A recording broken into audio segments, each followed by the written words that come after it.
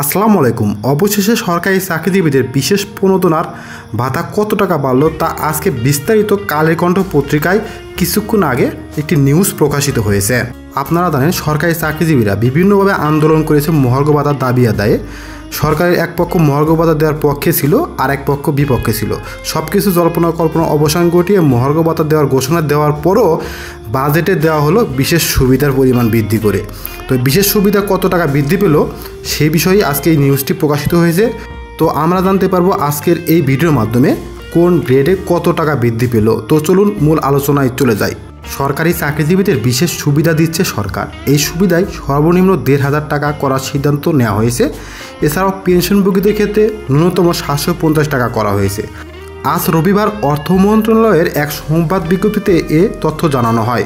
বিজ্ঞপ্তিতে বলা হয়, প্রধান উপদেষ্টার কার্যালয়ে আজ উপদেষ্টা পরিষদের বৈঠক অনুষ্ঠিত হয়। বৈঠকে ২০২৪-২৫ অর্থ বছরের সংশোধিত বাজেট ও সংশ্লিষ্ট নির্দিষ্টকরণ সম্পূরক অধ্যাদেশ ২০২৫ এবং ২০২৫-২৬ অর্থ বছরের বাজেট ও সংশ্লিষ্ট নির্দিষ্টকরণ সম্পূরক অধ্যাদেশ ২০২৫ অনুমোদিত হয়। উপস্থাপন করা বাজেটের উপর পত্র পত্রিকায় মতামত ও অর্থ বিভাগের ওয়েবসাইটে নাগরিকদের কাছ থেকে প্রাপ্ত মতামতের উপর ভিত্তি করে নিম্নরূপ পরিবর্তন করা হয়েছে। এতে আরও বলা হয়েছে, সরকারি কর্মকর্তা কর্মচারীদের বিশেষ সুবিধা চাকরিরতদের জন্য ন্যূনতম ১৫০০ টাকা এবং পেনশনভোগীদের ক্ষেত্রে ন্যূনতম ৭৫০ টাকা করা হয়েছে। নিট টেনশন ১৭,৩৮৮ টাকার ঊর্ধ্বে প্রাপ্তির ক্ষেত্রে ১০% এবং তৎনিম্নের ক্ষেত্রে ১৫% হারে বিশেষ সুবিধা প্রদান করা হয়েছে। সরকারি চাকরিজীবীদের পাশাপাশি সশস্ত্র বাহিনী, বিচারপতি এবং এমপিভুক্তদের ক্ষেত্রে আলাদা আদেশ করার প্রস্তাব অনুমোদন করা হয়েছে। গত ৩ জুন অর্থ মন্ত্রণালয় অর্থ বিভাগ থেকে বিশেষ সুবিধা ঘোষণা করে প্রজ্ঞাপন জারি করে।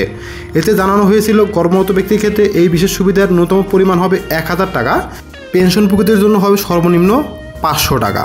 অর্থ উপদেষ্টা সালেউদ্দিন আহমেদ মহার্ঘ ভাতা দেওয়ার কথা বলে দিলেন মাত্র ১৫০০ টাকা বিশেষ সুবিধা, যা দিয়ে একদিনও বাজার খরচ করা সম্ভব নয়। পূর্বে ছিল ১,০০০ টাকা, বর্তমানে বৃদ্ধি পেল ৫০০ টাকা। ৫০০ টাকা বৃদ্ধির ফলে এখন বাজারে গেলে ১০০ টাকার জিনিস কিনতে হয় ২০০ টাকা দিয়ে।